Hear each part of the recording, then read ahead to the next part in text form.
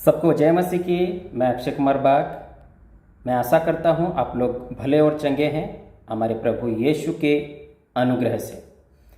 प्रियो, मैं और एक वीडियो आप लोगों के बीच में लेके आया हूँ और इस वीडियो के जरिए मैं आप लोगों को बताऊंगा झूठ नंबर 3 के बारे में, जो एंजल भाई के उनके फॉलोअर्स ने फैलाए हैं झूठ, है ना, उसी को मैं बताऊंगा। और साथ ही साथ जो है एंजल भाई का भी कुछ बातें हैं वो भी मैं बताऊंगा। तो चलिए, जो वो पोस्ट किए थे फेसबुक पर और वो क्या पोस्ट किए हैं उसी को हम पहले पढ़ेंगे, समझेंगे, उसके बाद जो है मैं आप लोगों को बताऊंगा कि असल में बात क्या है। इसमें लिखा हुआ है कि झूठ मानने से पहले और फैलाने से पहले सच्चाई जान लो। तुम लोग बगैर सच्चाई जाने कैसे झूठ बोल देते हो और फैला भी देते हो। दानियल राज जरूरत से ज़्यादा चालाक बन रहे थे। उन्होंने डिबेट वाले दिन 5 बजे यानी आखिरी मौके पर डिबेट करने से मना कर दिया था और आखिरी वक्त पर यह शर्त रख दी थी कि मुझे पहले 40 मिनट चाहिए प्रचार या पावर पॉइंट पर स्लाइड दिखाने के लिए। इस बात पर बहुत बहस हुई। हमने 40 मिनट भी दिए कि उनको कोई बहाना ना मिले डिबेट ना करने का।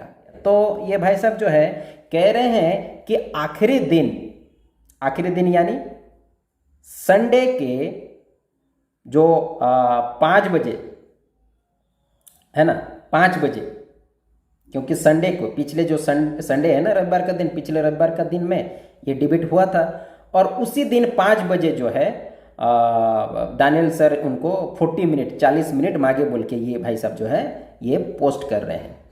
अभी पहले जो वो चैलेंज किए थे मैं उसको आप लोगों को दिखा देता हूँ कि कैसे वो चैलेंज किए हैं, है ना। मतलब 8 सितंबर का है ये चैलेंज किए हैं। क्या चैलेंज किए हैं? मैं दानियल राज को अन्य भाषा पर चर्चा व बहस करने का न्योता देता हूँ। मेरी फ्रेंड लिस्ट में से कोई भी इन भाई को मेरा संदेश पहुँचा दे। अगर ये भाई तैयार है तो हम इसके लिए एक दिन ठहरा लेते हैं और चर्चा को जूम मीटिंग पर रखेंगे जिसे हम सार्वजनिक करेंगे, क्योंकि मेरा मानना है कि आप कुछ भी बोल सकते हो जब तक आपकी बात पर कोई तर्क करने वाला या सवाल उठाने वाला ना हो। एक बार फिर से मैं खुली चुनौती देता हूं, वरना बाद में मुझे वीडियो बनानी पड़ेगी। इसीलिए पहले नम्रता के साथ निवेदन कर रहा हूं। धन्यवाद। एंजल वी चंद्रा, मतलब ये चैलेंज दे दिए 8 तारीख को, जब अन्य भाषा पर मंथन टीम की ओर से जब मंथन किया गया अन्य भाषा पर, तो 8 तारीख को एंजल वी चंद्रा ने वो चैलेंज दिए कि मैं बहस करूंगा बोल के, है ना। देखिए ये ताऊ के साथ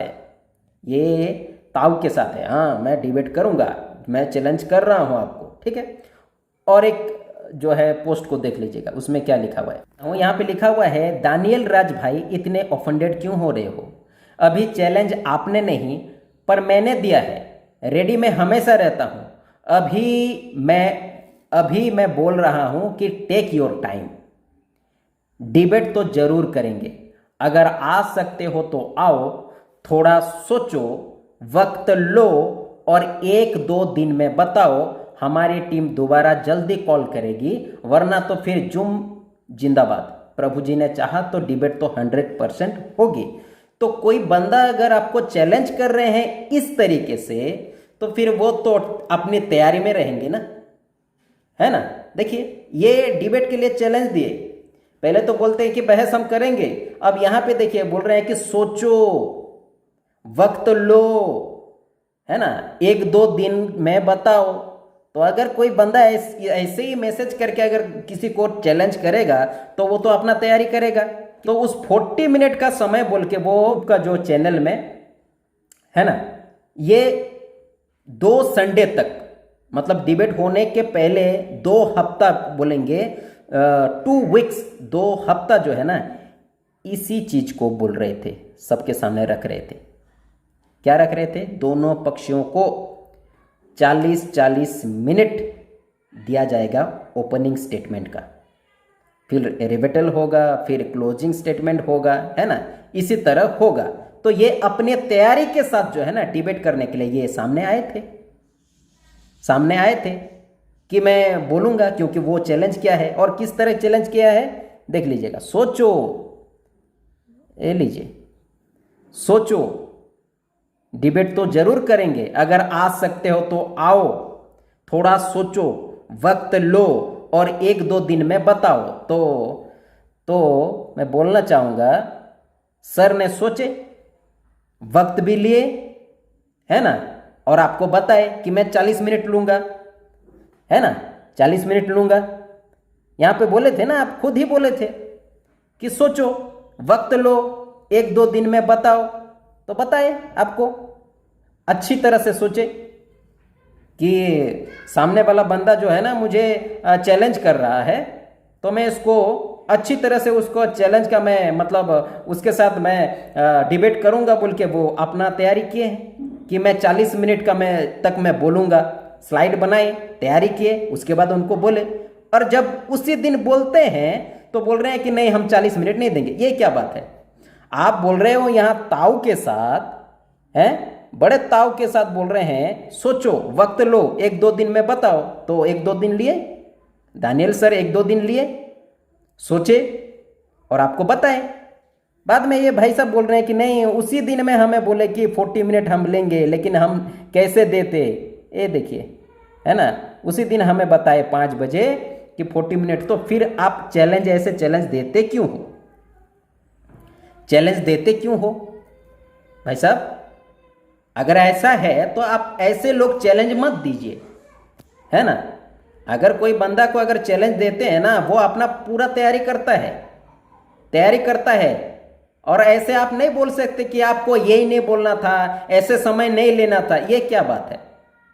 ये क्या बात है ना। इसीलिए डिबेट करने से पहले ये सारे चीज को आपको पहले सोचना है कि मैं जिसको डिबेट के लिए बुला रहा हूं वो कितना समय लेगा, वो क्या करेगा, पहले ये सोचना है, उनसे बातचीत करना है। आप तो बातचीत किए नहीं, 2 हफ्ते से आप उनके टच में रहे नहीं कि आप कितना मिनट लेंगे, क्या करेंगे, आप तो एक भी बार कॉल नहीं किए। लेकिन उस दिन जब ये बोलते हैं कि मैं 40 मिनट लूंगा, तो आप बोल रहे हैं नहीं हम नहीं देंगे। ये क्या बात है?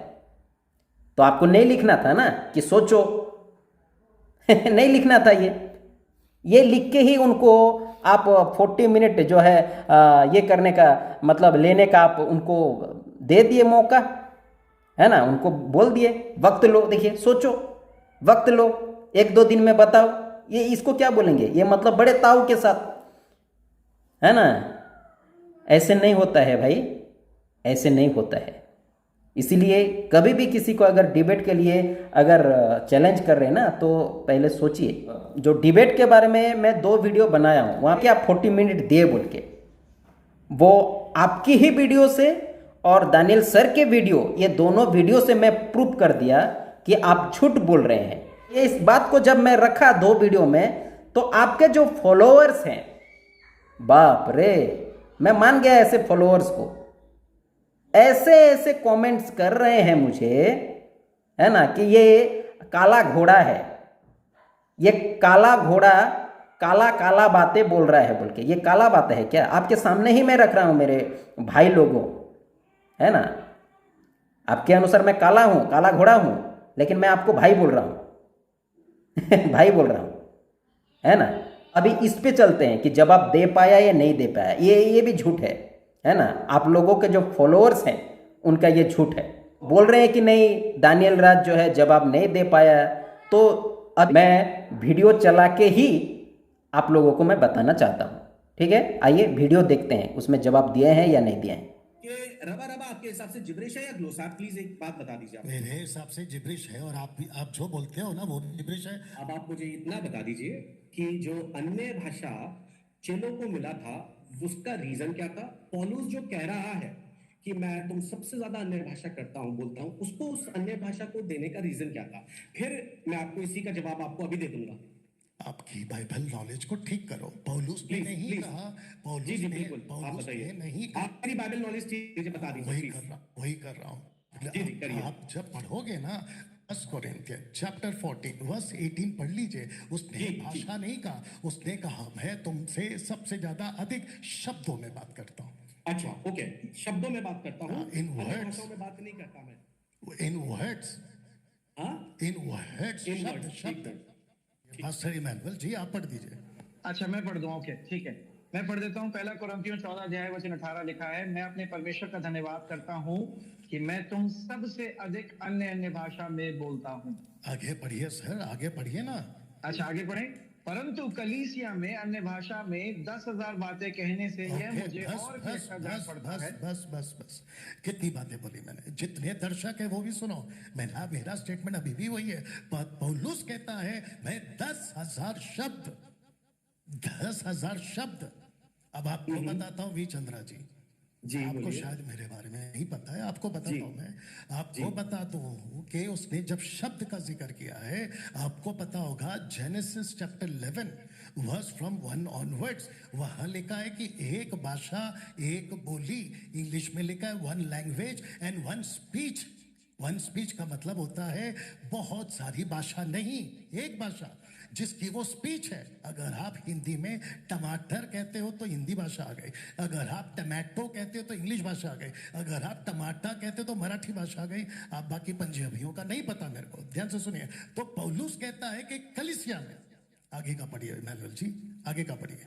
कलीसिया में मैं आगे पढ़ता हूँ कि औरों को सिखाने के लिए बुद्धि से 5 ही बातें कहूँ। अब बताओ, तो 10,000 शब्द और 5 शब्द, ये अन्य भाषा है क्या? सर एक मिनट सुनिए, मैं डैनियल आपसे यहाँ लिखा है आप मैं बात लोगों को सिखाने के लिए। मैं बातों को हाँ, घुमाइए मत। एक मिनट रुक जाओ मैं आपसे एक मिनट रुक जाओ चंद्रा जी। पास्टर पौलुस इमैनुअल साहब, अपने पास्टर इमैनुअल पर्सनली साहब, कलीसिया वो में सिखा रहा है तो उसने ये नहीं कहा है कि डॉक्ट्रिन बना दो। सिंपल सी बात ये है। हाँ, ओके पढ़िए। पास्टर एंजल का ये क्वेश्चन है पास्टर डैनियल कि क्या पौलुस अन्य भाषा बोलता था, हाँ या ना? वो आपसे ये सवाल कर रहे हैं। नहीं बोलता था। क्यों वो नहीं बोलता था? सिर्फ पहला वो तो सिर्फ डैनियल का ये कहना है कि वो नहीं बोलता वो सिर्फ पृथ्वी की भाषा बोलता था, जिसका जिक्र उसने किया कि बुद्धि से बातें करता था। वो रबा रबा लबा लबा शबा शबा तेरी आंखों का जादू, ऐसा वो कोई शब्द नहीं बोलता था। मैं वापस कह रहा हूं कि पौलुस ने रबा रबा लबा लबा ऐसा कोई शब्द नहीं बोला। उसने आप वहां पर थे कि आपने सुना कि उसने ये शब्द बोला या नहीं बोला? ओके, मैं आपसे ये पूछ रहा हूँ, पहला कुरिन्थियों यही 14 के क्वेश्चन- 18 के अकॉर्डिंगली वो अन्य भाषा बोलता था या नहीं बोलता था? यस और नो? आप खुद थे, चाहे आप वो थे। ग्लोसा था, आप चाहे थे। वो ग्लोसा था या अभी तो आपकी बता- अकॉर्डिंगली जिब्रिश, वो अभी बोलता तो था या बता नहीं? दिया, बस सिंपल सी बात ये। अभी तो बता दिया कि वो ग्लोसा है। अच्छा वो ग्लोसा बोलता था? हाँ अन्य भाषा बोलता था ना वो? ग्लोसा, हाँ बोलता था ना अन्य भाषा? ग्लोसा। जी जी अन्य भाषा बोलता था ना वो? आप 50 बार बोलोगे यही बोलूंगा। हाँ अन्य भाषा बोलता था वो। ग्लोसा, सुनिए ग्लोसा, ग्लोसा। जिसको वो उसमें वो अपने आप को बता रहा है कि मेरे पास अन्य भाषा तुम सबसे ज्यादा ओके, मैं ओके। बोलता हूँ। एक मिनट मैं ये पूछ रहा हूँ, पौलुस का अन्य भाषा बोलने का रीजन क्या था? आपके हिसाब से वो ग्लोसा क्यों बोलता था? ओके, अब आप ग्लोसा में वो कौन सी भाषाएं बोलता था? जी जी ओके जी पास्टर एंजल, पास्टर डैनियल ने आपको सुना, एक मिनट जी, उनको जी। बोलने का मौका दीजिए। जी जी जी जी, मुझे सबका जवाब दे दूंगा। मुझे अभी भी आपने क्या किया, दर्शक ध्यान से सुनो। ये वी चंद्रा जो कि अभी तक नहीं बता पाया कि ला ला ला ला ला ला ला ला होता क्या है, बिल्कुल अभी मैं तक नहीं बता पाया। लीजिए मैं थंबनेल के लिए आपको दे रहा हूँ, एक पोज दे रहा हूँ, मैं नहीं बता पाया, मैं जी आपसे हार गया। बोलता था तो उसके पास उसको बोलने का रीजन क्या था? क्यों वो बोलता था? जी जी ओके जी। ओके ओके, आप अगर ध्यान से सुनेंगे शांति से तो आपको बता देता हूं कि पौलुस जो था ना वो मिशनरी था। उसने कम से कम 3 अपनी जर्नी में ऐसे ऐसे क्षेत्रों में ट्रैवल किया है जहां की भाषा लोग नहीं सुनते थे या समझ नहीं पाते थे, जो पौलुस ने कभी नहीं सीखी थी। और जिसके चलते पौलुस खुद कहता है कि जब मैं कोई ऐसी भाषा में बात करूं, एक वचन पढ़ते हैं, आइए एक वचन पढ़ते हैं। ओके पास्टर इमैनुअल जी आप पढ़ दीजिए। पास्टर इमैनुअल जी आप पढ़ दीजिए। पहला कुरिन्थियों 14 अध्याय आपको पढ़ना है वचन 9 से। ऐसे ही तुम भी यदि जीव के साथ साथ बातें ना कहो तो जो कुछ कहा जाता है वह क्यों कर समझा जाएगा? तुम तो हवा से बातें करने वाले ठहरोगे। आगे आगे। जगत में कितने ही प्रकार की भाषाएं क्यों ना हो, परंतु उनमें से कोई भी बिना अर्थ की ना होंगी। ओके, अब जरा इसको लास्ट का लाइन वापस पढ़िए, लास्ट का लाइन। लास्ट का लाइन दोबारा पढ़े। ओके पास्टर जी हम दोबारा पढ़ते हैं। परंतु उनमें से कोई भी बिना अर्थ की ना होगी। ओके, तो इसका मतलब ये हुआ कि जो पौलुस बात करता था, चंद्रा जी आप कान खोल के सुन लीजिए, पौलुस जो बात करता था वो अर्थ की भाषा बात करता था, अर्थ के साथ। ये ओके, प्रूफ है, 11th should I read? ये 11th उसका verse? प्रूफ है कि पौलुस ने कभी नहीं कहा ऐसी कोई भाषा करो जिसका अर्थ ना हो, और फिर वो आगे कहता है तुम तो फिर जगत में अगर किसी ने सुन लिया तो तुम उनके लिए, इंग्लिश शब्द है बार्बियंस और उसका हिंदी अनुवाद है जंगली, उसका हिंदी अनुवाद है जंगली। और एक वचन पढ़वा देता हूं पास्टर जी, आप उसको पढ़ लीजिएगा। आइए उसको पढ़ते हैं, वचन 27 से 14 का 27। पहला कोरिन्थियों 14 का 27। जी जी जी।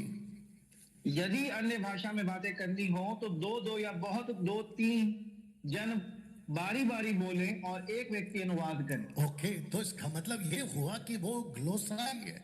ये बात तो पक्की हो गई कि पास्टर जी वापस पढ़िए कि लिखा है कि कलीसिया में कोई, जी पास्टर जी, यदि अन्य भाषा में बातें करनी हो तो दो दो या बहुत हो तीन तीन जन बारी बारी बोले और एक व्यक्ति अनुवाद करे। एक सेकंड सर, वहां बारी बारी है या एक साथ है?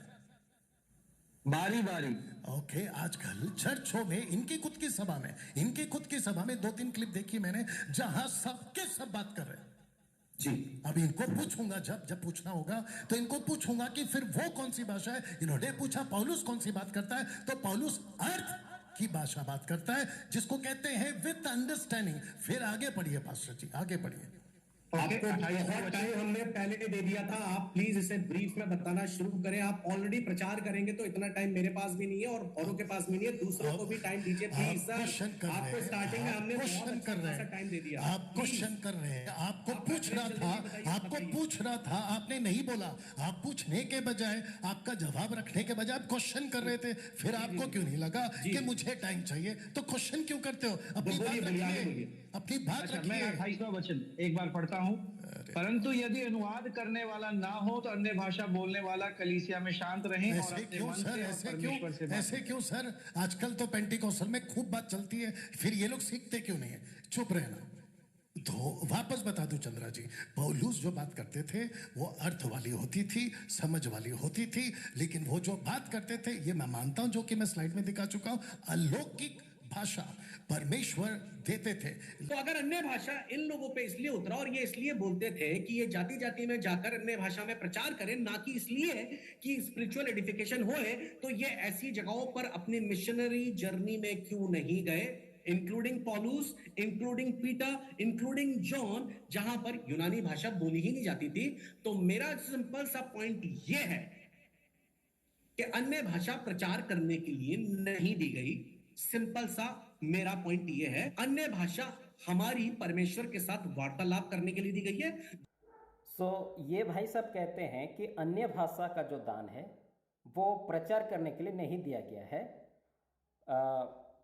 वो दान दिया गया है परमेश्वर से वार्तालाप करने के लिए, यानी प्रार्थना करने के लिए। और इसीलिए ये भाई साहब और इनके जैसे आजकल जो है अन्य भाषा से वो लोग क्या कर रहे हैं, प्रार्थना कर रहे हैं, है ना।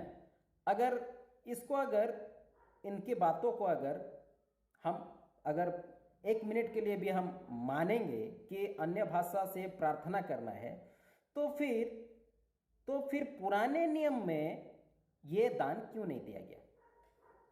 ये भी तो सोचने वाली बात है ना। अगर ये दान प्रार्थना का दान है तो फिर पुराने नियम के दासों को क्यों नहीं दिया गया?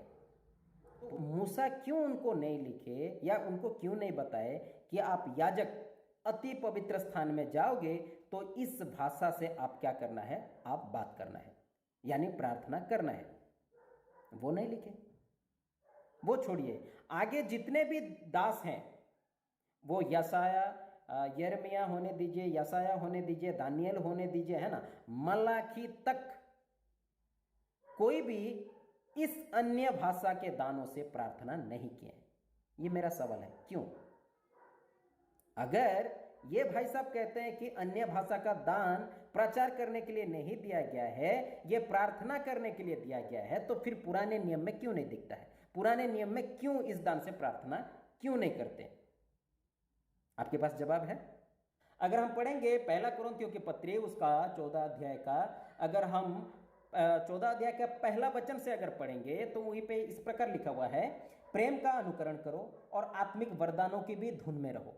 प्रेम का अनुकरण करो और आत्मिक वरदानों, दाने, एक दान नहीं, वरदान नहीं, जबकि आजकल एक दान को पूरा हाईलाइट कर दिया गया है, लेकिन जबकि बाइबल कहता है कि वरदानों के धुन में रहो, लेकिन आजकल क्या है, एक दानों के धुन में, और उसमें फंस गए हैं। एक दान के पीछे ऐसे चल रहे हैं, ऐसे चल रहे हैं, ऐसे चल रहे हैं, और उसको हाईलाइट इतना कर रहे हैं कि नहीं हमें एक दान मिला है। एक दान नहीं मिला है, एक दान नहीं मिला है। देखिए वचन कहता है कि आत्मिक वरदानों की भी धुन में रहो, विशेष करके ये कि भविष्यवाणी करो। तो वरदानों के धुन में रहो, लेकिन विशेष करके एक दानों पे फोकस करो, और वो है क्या है, भविष्यवाणी।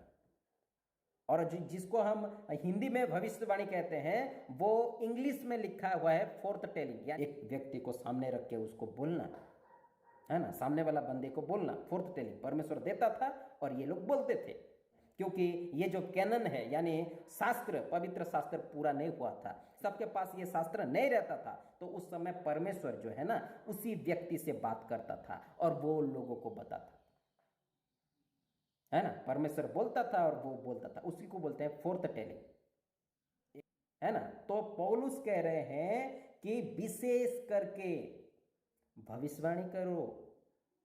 तो ज्यादा जोर किस पर दिया गया है, भविष्यवाणी पर, लेकिन आजकल ज्यादा जोर किस पर है, अन्य भाषा पर जोर, है ना। फिर आगे कहता है क्योंकि जो अन्य भाषा, इसमें भी आप ध्यान दीजिएगा, यहां पे भाषाओं, क्योंकि जो दान मिला है ना वो भाषाएं का है, प्लूरल है, और यहां पे बोल रहे हैं भाषा, एक भाषा।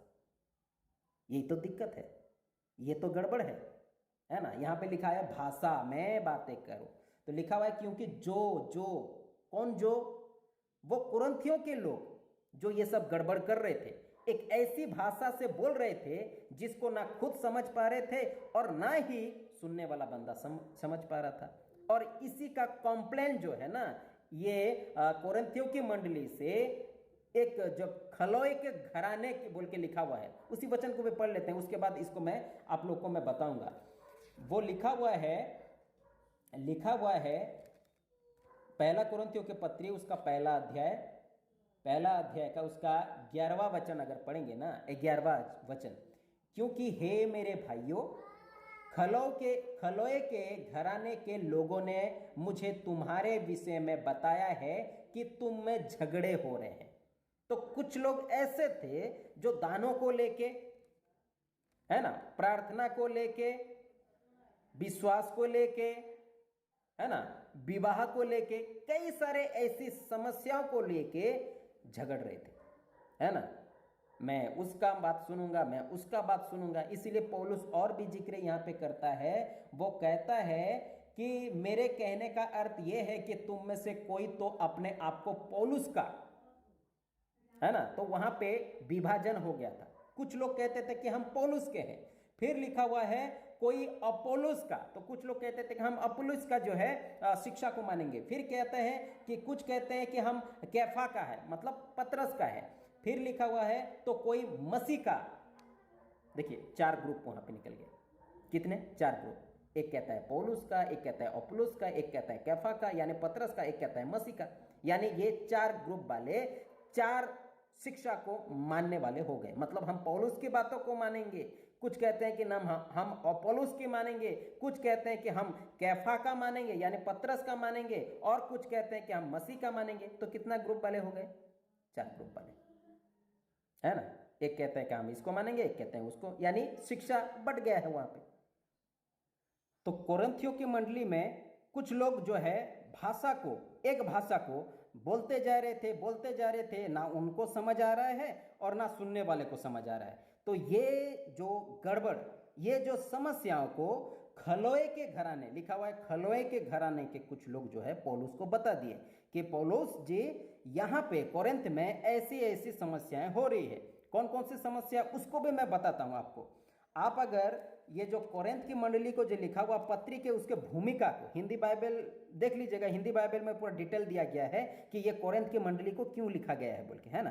तो उसमें अगर जाएंगे तो भूमिका, पहला पन्ना है ना, भूमिका लिखा गया है। इसमें लिखा हुआ है, भूमिका में लिखा हुआ है कि पौलुस ने कोरिन्थियुस नगर में कलीसिया की स्थापना की थी। उसमें मसीह जीवन और विश्वास संबंधी अनेक समस्याएं उत्पन्न हुई, अनेक समस्याएं, एक समस्या नहीं है।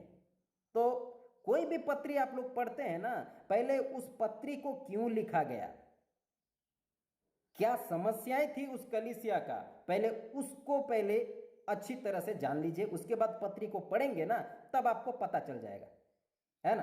तो कई समस्या लिखा हुआ है, अनेक समस्याएं उत्पन्न हुई। उन समस्याओं के समाधान के लिए कुरिन्थियों के नाम पौलुस प्रेरित की पत्री लिखी गई थी। समस्याओं को समाधान करने के लिए लिखा गया है। तो ये जो पत्री जब पढ़ेंगे ना, पहला कुरिन्थियों की पत्री, इनमें समस्याओं को सुधारने के लिए लिखे हैं। यहाँ पे उनको आप ऐसे भाषा बोल रहे हैं ना, अच्छे कर रहे हैं, ये भाषा में बोलिए, ऐसा नहीं है। ये जो भाषा बोल रहे थे उस भाषा को सुधारने के लिए लिखा गया है। आप 14 अध्याय पूरा पढ़ लीजिए, 14 चैप्टर पढ़ लीजिए, उसमें सुधारने के लिए बोला गया है। लेकिन आप उसको स्वीकारते नहीं हैं। आप बोलते हैं कि नहीं, यहां पे उनको बोला गया है कि आपको बोलना है, बोलने के लिए बोला गया है, लेकिन बोलने के लिए नहीं बोला गया है। अगर बोलना है तो उसका अर्थ होना चाहिए, यही बोल रहे हैं पौलुस, है ना। क्या क्या समस्याएं थी देख लीजिए, लिखा हुआ है कि प्रेरित की प्रमुख चिंता के विषय थे कलीसिया में विभाजन और अनैतिकता, यौन और विवाह तथा विवेक संबंधी प्रश्न, कलीसियाई प्रबंध, पवित्र आत्मा के दान, देखिए पवित्र आत्मा के दान और पुनरुत्थान। पौलुस अपनी गहन अंतर्दृष्टि से यह बताता है कि सुसमाचार के द्वारा इन प्रश्नों का समाधान कैसे हो सकता है। तो प्रेरित पौलुस इस मंडली को लिखते हैं, पवित्र आत्मा के दान के विषय में भी गड़बड़ है ना, कलीसिया प्रबंध, कलीसिया को कैसे चलाना है, किस तरह आगे बढ़ाना, इसमें भी गड़बड़। फिर लिखा हुआ है विवाह को लेके भी, विवाह को लेके भी और भी कई सारे समस्या है। इसलिए अगर भूमिका को पूरा पहले लाइन में पढ़ेंगे ना तो लिखा हुआ है अनेक समस्याएं उत्पन्न हुई थी और उस समस्या का समाधान करने के लिए प्रेरित पौलुस इस मंडली को लिखे थे। आप इसको तो समझते नहीं है, इसको समझते नहीं है। इसीलिए हर बार जो है हमें कहना पड़ता है आप लोगों को कि ये समस्याएं है, कोरिन्थियों में समस्या है और उस समस्या को सुधारने के लिए प्रेरित पौलुस इस प्रकार लिखा हुआ है।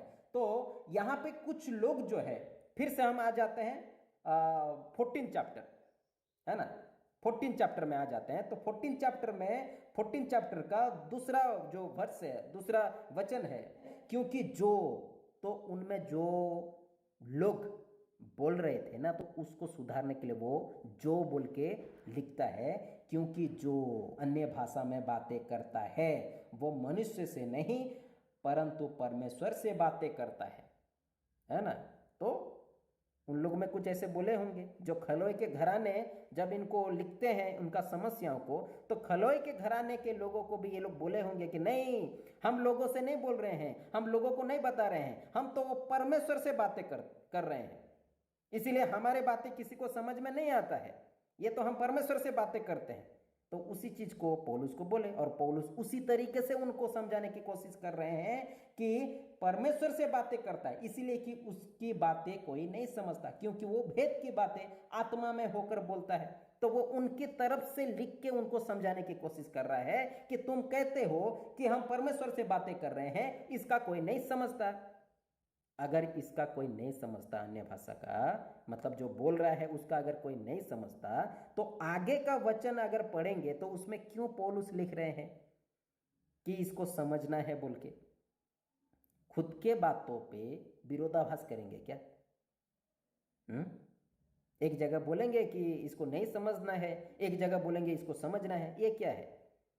तो पौलुस फिर क्यों लिखे?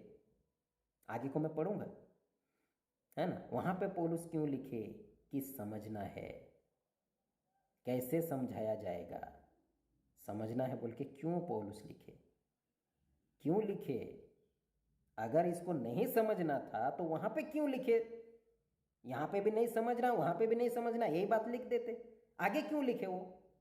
आगे पढ़ते हैं तो लिखा हुआ है परंतु जो भविष्यवाणी करता है। तो यहां पे जोर किस पर है? क्योंकि पहला जो वचन है उसमें जोर किस पर? भविष्यवाणी का, भविष्यवाणी का। तो इसी पर वो जोर देता है, कहता है कि परंतु जो भविष्यवाणी करता है वो मनुष्य से उन्नति और उपदेश और शांति की बातें कहता है। जो अन्य भाषा में बातें करता है वो अपनी ही उन्नति करता है, परंतु जो भविष्यवाणी करता है वो कलीसिया की उन्नति करता है। तो इसमें से भी ये पता चल रहा है कि जितने भी दाने दिया गया है ना, वो कलीसिया की उन्नति के लिए दिया गया है। आपको बता दूं फिर से कि ये जो शास्त्र है, एक मिनट दीजिएगा, ये जो शास्त्र दिया गया है, पवित्र शास्त्र, दूसरा तिमोथी उसका 3 अध्याय का 16-17 में अगर हम पढ़ेंगे तो लिखा हुआ है संपूर्ण पवित्र शास्त्र परमेश्वर की प्रेरणा से रचा गया है, सुधारने के लिए, शिक्षा देने के लिए, उपदेश देने के लिए, है ना। तो लाभदायक है। फिर लिखा हुआ है ताकि मसीह के जन सिद्ध बने, मसीह के लोग, प्रभु के लोग सिद्ध बने। तो ये शास्त्र दिया गया है लोगों को सिद्ध करने के लिए। उसके बाद और सुनिए, 5-fold मिनिस्ट्री, 5 प्रकार का सेवकाई, 5 प्रकार का सेवकाई, प्रेरित, भविष्यद्वक्ता, सुसमाचारक, उसके बाद पालक है, उसके बाद क्या है, मतलब शिक्षक है ना। ये 5 प्रकार का 5-fold मिनिस्ट्री भी क्यों दिया गया है? अगर एफिसियों में जाएंगे वहां पे पढ़ेंगे तो वहां पे भी लिखा हुआ है कि ये परमेश्वर के जन को सिद्ध करने के लिए।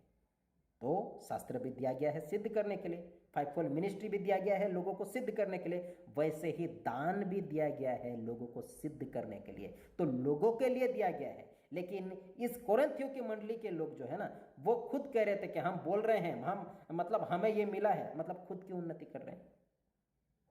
तो ये कोई खुद का पर्सनली ये दान, पर्सनल वाला दान है ही नहीं, व्यक्तिगत का दान है ही नहीं, ये व्यक्तिगत का दान है ही नहीं, जैसे है ना। लेकिन खुद बोलते जा रहे हैं, बोलते जा रहे हैं, बोलते जा रहे हैं, उससे दूसरे की तो उन्नति नहीं हो रही है। लेकिन खुद आप लोग कह रहे हो कि हमारी उन्नति हो रही है, हमें ये दान मिला है। तो ये आपके उन्नति के लिए नहीं दिया गया, ये दूसरे की उन्नति के लिए दिया गया है ना। फिर आगे बढ़ते हैं, लिखा हुआ मैं चाहता हूं कि तुम सब अन्य भाषाओं में बातें करो, परंतु भाषाओं, यहाँ पे पौलुस एक भाषा के लिए नहीं बोल रहे हैं, भाषाओं प्लूरल है, ये भाषाओं में बातें करने के लिए बोल रहे हैं। तो लिखा हुआ है अन्य भाषाओं में, परंतु इससे अधिक ये चाहता हूं कि भविष्यवाणी करो, भविष्यवाणी करो। तो पौलुस चाहता है कि तुम भविष्यवाणी करो। कोरिन्थियों की मंडली के लोगों, तुम खुद को मतलब आत्मिक हो बोल के एक भाषा को सिर्फ बोलते जा रहे हो, उसी में तुम्हारा मतलब पूरा क्या बोलते हैं, पूरा ताकत उसी में झोंक दिए हो, अन्य भाषा में लेके। भविष्यवाणी करो ना, लोगों को बताओ ना। लेकिन वो नहीं कर रहे थे। जैसे आजकल के लोग एक दान को लेके चले हैं, उसमें भी वैसा ही था, उसमें भी ऐसा ही था। इसीलिए पौलुस कहते हैं कि मैं इससे अधिक ये चाहता हूं कि भविष्यवाणी करो। तो आज के जैसे उस समय में भी कोरिन्थियों की मंडली में ये समस्याएं थी, वो भी अन्य भाषा, एक भाषा को लेके वो चल रहे थे, खुद बोलते जा रहे हैं, ना खुद को समझ आ रहा है ना दूसरे को समझ आ रहा है ना। तो उनको कह रहे हैं कि मैं अधिक चाहता हूं कि भविष्यवाणी करो। इसीलिए पौलुस कहते हैं कि मैं अधिक चाहता हूं कि भविष्यवाणी करो, क्योंकि देखिए फिर लिखा है, क्योंकि यदि अन्य भाषाएं बोलने वाला कलीसिया की उन्नति के लिए अनुवाद ना करे तो भविष्यवाणी करने वाला उससे बढ़कर है। तो भाषाएं तो बोल रहे हो लेकिन उसका अनुवाद नहीं हो रहा है, और अगर अनुवाद नहीं हो रहा है तो कोई समझ नहीं पा रहे हैं, उससे कलीसिया की उन्नति नहीं हो रही है। लेकिन जो भविष्यवाणी कर रहा है, कलीसिया की उन्नति हो रहा है ना। फिर लिखा हुआ है इसीलिए हे भाइयों, यदि मैं तुम्हारे पास आकर अन्य भाषाओं में बातें करूं, तो यहां पे पौलुस खुद को रख रहे हैं उनको समझाने के लिए। यदि इफ, इस पर भी ध्यान दीजिएगा, यदि मैं तुम्हारे पास आकर अन्य भाषाओं में बातें करूं और प्रकाश, देखिए बातें करूं और अगर प्रकाश या ज्ञान, भविष्यवाणी, उपदेश की बातें तुमसे ना कहूं, अन्य भाषा में तो बोल रहा है लेकिन उस अन्य भाषा में अगर किसी को प्रकाश की बातें, किसकी, परमेश्वर की प्रकाश देते थे ना उस समय, है ना, ज्ञान की बातें, परमेश्वर की ज्ञान की बातें उस समय देते थे ना, उसकी मतलब ज्ञान की बातें, भविष्यवाणी या उपदेश की बातें तुमसे ना कहूं। अन्य भाषा बोलते हुए अगर ये सारे बातें ना कहूं तो लिखा हुआ है तो मुझसे तुम्हें क्या लाभ होगा। मैं तो अन्य भाषा बोल रहा हूं, लेकिन उसमें उस अन्य भाषा बोलते हुए उसमें ना प्रकाश की बातें बोल रहा हूं, ना ज्ञान की बातें, ना भविष्यवाणी की, ना उपदेश की, तो क्या लाभ? कुछ लाभ नहीं, कुछ लाभ नहीं। फिर लिखा हुआ है इसी प्रकार यदि निर्जीव वस्तुएं भी जिनसे ध्वनि निकलती है, जैसे बांसुरी या बीन, यदि उनके स्वरों में भेद ना हो तो फूका या बजाया जाता है, वो कैसे पहचाना जाएगा? और यदि तुरी का शब्द साफ ना हो तो कौन लड़ाई के लिए तैयारी करेगा? ऐसे ही तुम भी यदि जीभ से साफ साफ बातें ना कहो तो जो कुछ कहा जाता है वो कैसे समझा जाएगा? तुम तो हवा से बातें करने वाले ठहरोगे। देखिए, फिर 14 का 2 में कहते हैं कि इसको कोई नहीं समझता। यहाँ पे लिखता है समझा कैसे जाएगा, वहां पे कहते हैं नहीं समझता। ऐसे क्यों? तो उन्नति किसकी होनी चाहिए? दान से, कलीसिया की। लेकिन गड़बड़ क्या था कुरिन्थियों में? वो खुद की उन्नति कर रहे थे, यानी खुद बोल रहे थे, दूसरे का उन्नति नहीं हो रहा है। और उसी को लेके प्रेरित पौलुस कहते हैं कि तुम्हारी उन्नति से दूसरे की उन्नति नहीं हो रही है, तुम खुद की उन्नति कर रहे हो। यही गड़बड़ है ना? तो अब इसी को लेके आप खुद सोचिए कि यह दान क्यों दिया गया था। देखिए, वो कहता है कि अगर भाषाओं में बातें करूं और प्रकाश या ज्ञान, भविष्यवाणी, उपदेश, तो भाषाओं में, तो क्या ये प्रचार नहीं है? उपदेश की बातें, ज्ञान की बातें, भविष्यवाणी की बातें, ये प्रचार नहीं है क्या? यहां पे थोड़ी ना लिखा हुआ है कि तुम प्रार्थना करो, है ना? तो क्यों थोप रहे हो जो है ही नहीं बाइबल में? फिर वो भाई साहब कहते हैं कि जब मुझे अन्य भाषा का जो दान मिला ना, मैं डर गया था। फिर कहते हैं कि अन्य भाषा का दान मुझे जब मिला तो मेरे मुंह से उल्टी निकली, मतलब वोमिटिंग हुआ, कहता है। तो बाइबल में एक भी जगह में आप दिखा दीजिए कि जब ये दान मिला तो वो लोग डर गए थे, उनमें उल्टी निकली थी। नहीं है, नहीं है। तो ऐसे बेवकूफ क्यों बनाते हो? आपका एक्सपेरिमेंट या जो आप किए हैं उसको लोगों पर मत थोपिए। आपको क्या हुआ, आप ये सब मत थोपिए ना। बाइबल में जो है उसी को रखिए। आप तो रखते नहीं हैं और ऐसे झूठ बोलते जा रहे हैं कि जैसे ये भाई झूठ बोल रहे हैं ना, उनके फॉलोअर्स भी झूठे हैं। वो कहते हैं कि जवाब नहीं दे पाया। देखिए, जितने भी वीडियो क्लिप मैं आप लोग को मैं इस वीडियो के जरिए दिखाया हूं, उसको देख लीजिएगा, जवाब दिए हैं कि नहीं दिए हैं, है ना? फिर और एक भाई जो है मुंबई का जो है, वो भाई फोन करते हैं मुझे और कहते हैं कि आप लोग जो है ना झगड़ा कर रहे हो और इससे मसीह लोग जो है ना प्रभु को छोड़ के चले जा रहे हैं। अच्छा, आप खुद सोचिए, तर्क वितर्क होना चाहिए कि नहीं? क्योंकि बाइबल में कई बार तर्क वितर्क हुआ है, वाद विवाद हुआ है, तर्क वितर्क हुआ है। आप एलिया को ले लीजिए, उनका 400 नबी, ये एक बंदा, वो क्या कहता है? एलिया कहता है अगर इनका सही है तो उनको मानिए, अगर परमेश्वर सही है तो इसको मानिए। तो वहां पे क्या वाद विवाद ही हुआ है ना। अब प्रभु यीशु को देख लीजिए, प्रभु यीशु भी शास्त्री फरीसी, उस समय भी कितने मतलब ग्रुप थे, शास्त्री, फरीसी, सदूकी, ये 3 प्रकार का ग्रुप जो है ना अपना अपना शिक्षा बोल रहे थे। ये इनका शास्त्री का अलग शिक्षा, फरीसी का अलग शिक्षा, सदूकी का अलग शिक्षा, और उसी समय प्रभु यीशु का शिक्षा, है ना? प्रभु यीशु वचन को लेके बोल रहे थे, आप लोग जिस तरह सिखा रहे हो वो गलत है, वचन में इस प्रकार लिखा है। तो प्रभु यीशु आ गए और ये 3 जो ग्रुप के लोग पकड़वाने के लिए, उनके विरोध में जाने के लिए वो लोग षड्यंत्र कर रहे थे। क्या उस समय डिबेट नहीं हुआ था? डिबेट तो हुआ था। प्रेरितों के काम में लिखा हुआ है तर्क वितर्क हुआ है, तर्क वितर्क हुआ है ना? प्रेरितों के काम उसका 15 अध्याय का 2 में हुआ है। उसके बाद 17 का 17 में हुआ है, प्रेरितों का काम 17 अध्याय का 17 में। देखिए वाद विवाद हुआ है, तर्क वितर्क हुआ है। तर्क वितर्क इसलिए होता है ताकि मतलब लोग सही को सही और गलत को गलत जाने, है ना। क्योंकि मार्केट में आप देखिए, अगर ओरिजिनल है तो साथ में डुप्लीकेट भी निकल गया है। तो अगर तर्क वितर्क नहीं होगा और इस शास्त्र से अगर हम उसको नहीं बताएंगे तो फिर कैसे पता चलेगा कि ये सही है और ये गलत है। जो भी हमें डिबेट करना है, जो भी हमें सामने रखना है, ओरिजिनल को ओरिजिनल कहना है तो इस शास्त्र से कहना है, इस शास्त्र से कहना है ना। और जिस बाइबल को अब हम पढ़ते हैं ना, 66 बुक्स, ये भी तो तर्क वितर्क होके निकला है। ये मार्टिन लूथर प्रोटेस्टेंट, जो प्रोटेस्ट किया वो बंदा, वो तो कैथलिक से निकला, पहले तो कैथलिक था, वहीं से निकला है, वो भी तो विवाद करके निकला है ना। जब इसको 66 को आप मान रहे हैं, फिर आप कैसे कह दे रहे हैं कि नहीं वाद विवाद नहीं होना चाहिए। तो प्रेरित पौलुस जो है ना, अपने चेले को वो कहते हैं उलाहना दो, उसको डांट, उसको समझा। क्यों? क्योंकि वो इस वचन के अनुसार नहीं चल रहा है, इसीलिए डांटने के लिए बोल रहा है, सुधारने के लिए बोल रहा है। तो ये शास्त्र दिया ही गया है, अगर कोई वचन से बाहर जा रहा है तो इस वचन से सुधारना है। 2 तीमुथी 3 का 16 और 17, आइए उसको पढ़ के हम समाप्त करेंगे। संपूर्ण पवित्र शास्त्र परमेश्वर की प्रेरणा से रचा गया है और उपदेश, ये जो शास्त्र लिखा गया है ना, उपदेश देने के लिए। फिर क्या है? और समझाने, ये शास्त्र लिखा गया है समझाने के लिए।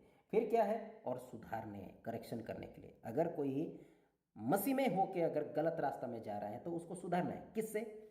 इस शास्त्र से, इस शास्त्र से ही सुधारना है। हम अपने बुद्धि से नहीं सुधार सकते, एक एक वचन को लेके उसको सुधारना है कि भैया यहाँ पे इस प्रकार लिखा हुआ है, इसको वचन को पढ़िए, ठीक से पढ़िए बोल के, है ना। फिर लिखा हुआ है सुधारने और धर्म की शिक्षा के लिए लाभदायक है। तो आपको उपदेश करना है, आपको समझाना है, सुधारना है। तभी लिखा हुआ है 17वां वचन में, ताकि परमेश्वर का जन सिद्ध बने। तो सिद्ध कब बनेगा? जब हम उसको सुधारेंगे। सिद्ध कब बनेगा? जब हम उनको समझाएंगे। और यही हम काम कर रहे हैं। लेकिन जब ये काम करते हैं, सुधारने का काम, क्योंकि सुधारने वाले को, जैसे स्कूल में भी जो टीचर ना बच्चे लोग को जब सुधारता है तो डंडा लेके सुधारता है ना, या उनको डांट के सुधारता है ना, कि मीठी मीठी बातों से सुधारता है। मीठी मीठी बातों से वो सुधरेगा? सुधरेगा नहीं, सुधरेगा, इसीलिए डंडा लेके सुधारता है। तो वैसे जब करते हैं तो जो उनके फॉलोअर्स है ना, जो क्या बोलते हैं, सोशल मीडिया में जो लोग हैं, वो कहते हैं कि आप कौन है सुधारने वाले, आपके वजह से मसीहत जो है ना कमते जा रहा है। ये हमें समझने की ज़रूरत है। इसलिए मैं आशा करता हूँ जितने भी बातें आप लोगों के सामने रखा, आप इसको आप समझे हैं, है ना। अगर नहीं समझे हैं तो फिर से जो जो वचन में रखा हूँ उसको जरूर आप एक बार फिर पढ़ लीजिएगा। अगर एक बार समझ में नहीं आता है, 2 बार पढ़ लीजिए, उसके बाद आके आप कमेंट करिए और जो मुझे कहना है कहिए। क्योंकि कई लोग जो है ना सोशल मीडिया पे मुझे बहुत कुछ बोल रहे हैं, काला घोड़ा से लेकर थाली चाटने वाला से लेकर और भी कई सारे ऐसे ऐसे कमेंट्स मुझे कर रहे हैं। ठीक है, अगर सच बात बोलने के लिए अगर मुझे ये सारे जो है आपसे अगर सुनना पड़ रहा है तो मैं तो सुनूंगा, सच के लिए सुनूंगा, और मुझे खुशी लग रहा है, कुछ तो हो रहा है। ठीक है ना। सोचिए, इसको लेके आप सोचिए। तो मैं आशा करता हूँ जितने भी बातें मैं रखा आप लोग समझें। फिर से आप सभी को जय मसीह के कह के इस वीडियो को मैं अंत करता हूँ। Praise the Lord. धन्यवाद।